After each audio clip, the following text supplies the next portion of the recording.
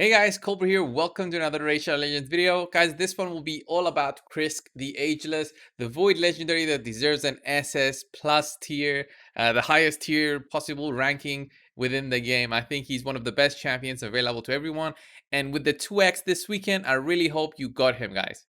Before we get on with the video, guys, a huge thanks to our sponsor for today, Summoner's Glory. Summoner's Glory has actually sponsored us with a promo code that you guys can use, actually support the channel, and also get some in-game goodies for you guys to benefit yourselves when you actually play the game. There's going to be links down in the description below for both iOS and Android if you want to try out the game. It's a gacha RPG game that you guys might like, as it's very similar to Racial Legends and even better in some areas. So let's play it together, and of course I'm going to be streaming it tonight as well.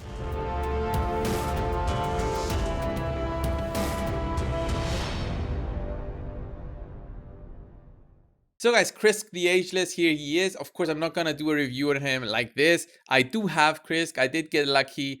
I think it was 2x events ago. Can't remember exactly when. I do have the video on my channel. So here's my Krisk the Ageless, guys. There's almost 2,000 reviews on him, and I bet he has almost 5 on everything.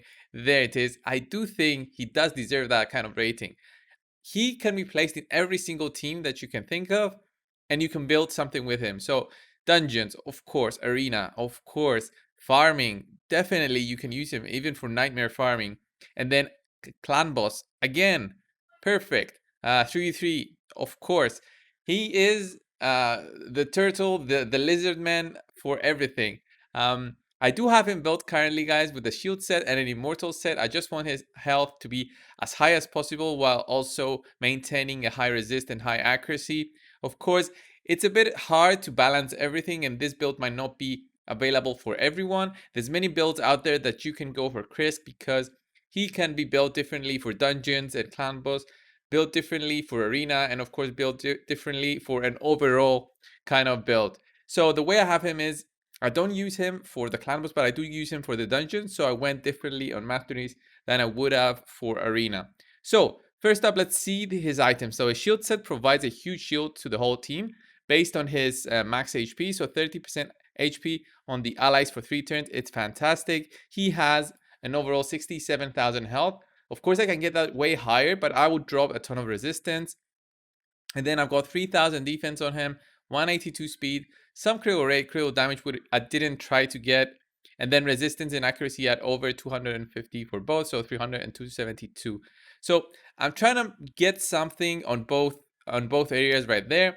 If you guys really don't care about landing those debuffs with Krisk, then definitely you can replace, for example, my accuracy banner there with the resistance banner and take that resistance as close to 400 as possible. And then if you can get it higher than that, then it's a great way to build him. You can even go, resistance sets instead with the shield set, and then try and get as much resistance from the amulet as well, and HP.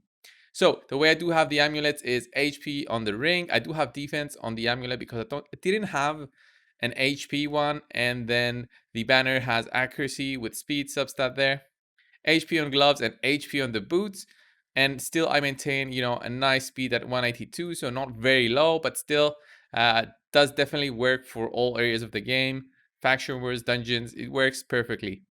Then let's look at his skills, guys. Enter the Morass, attacks all enemies, 30% chance of placing a 30% decreased speed debuff for 2 turns. Fantastic A1. I mean, not only hits everyone, but you can actually use this to decrease the speed at a 50% chance. Just an amazing A1 from this champion. Then let's look at his A2, Centurion Vigor. Attacks all enemies, places a 50% ally protection on all allies except this champion for 2 turns. Places a 15% continuous heal buffs on this champion for 1 turn. Increases the duration of all ally buffs by 1 turn. Such a fantastic skill. Let's start with ally protection. Very good everywhere. Very good against, blender teams in the arena. Very good in surviving those dungeons and faction wars. And then he also heals himself after that with the 15% continuous heal buffs. And not only that, guys, this can actually increase the duration of all ally buffs. So that increases the duration of his buffs that he applied on himself. So the continuous heals get extended, and everything else gets extended. Counterattack buffs, everything except, of course, block and unkillable. Those cannot be extended. So fantastic skill, and a 3 turns cooldown makes him usable for much slower teams in the clan boss, and there's separate builds for using Krisk in the clan boss. So then he has Invincible Shell on his A3, guys. Places a provoke debuff on all enemies for 1 turn. Amazing. And then places a 60% increased defense buff on this champion for 2 turns, and a 30% increased speed buff on all allies except this champion for 2 turns. Such a great skill. He uses usually his A3 first, and then he goes for that A2, so he actually extends the duration of these 2 buffs that he already applies on everyone.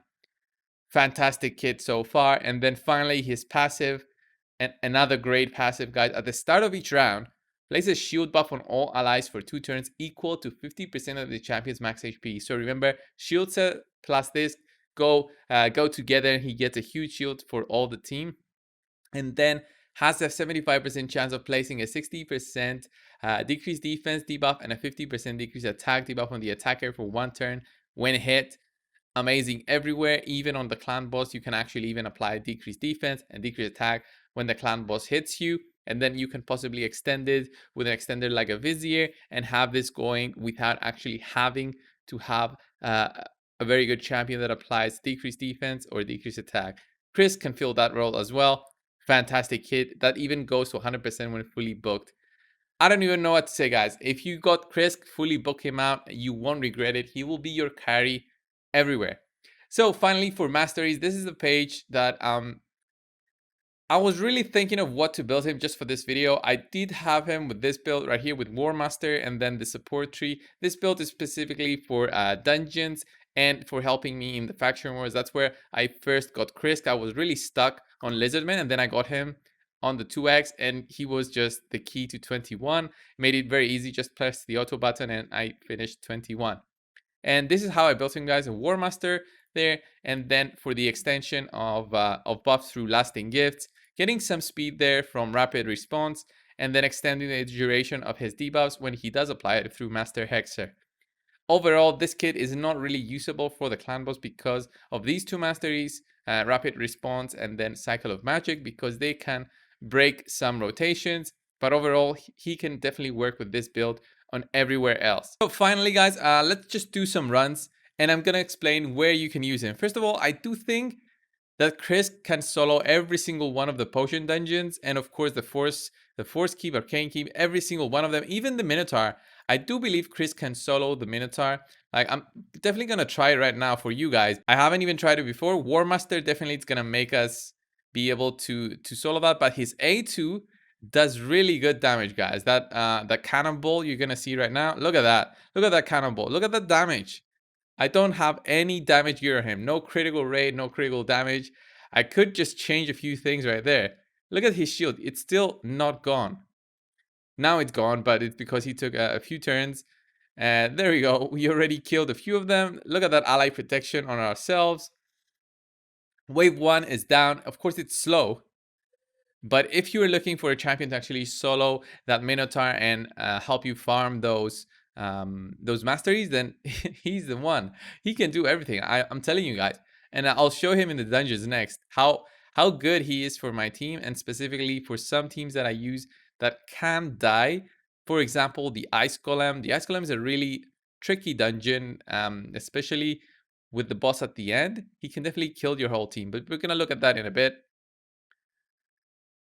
So the boss is gonna take way longer, but I do think he can definitely solo it. Even without the shield set, even if you had whatever on it, he can definitely do it, guys. So let's see. Little by little, he's gonna be just taking down those enemies without getting anything on him. Even on the ice golems, when healing reduction is applied on him, because of the amount of speed he has, and because he applies speed down and he applies speed up on everyone in your team, he definitely can become like an SS tier for that dungeon as well. So it's not a bad time so far. So 2 minutes, the boss is at 50%. Look at that. That A2 definitely hits hard. It hit for 100k there with War Master. So I wonder if I built him with critical rate and critical damage. I think that will be my next video, guys, for you, just to see how hard we can make this little turtle hit.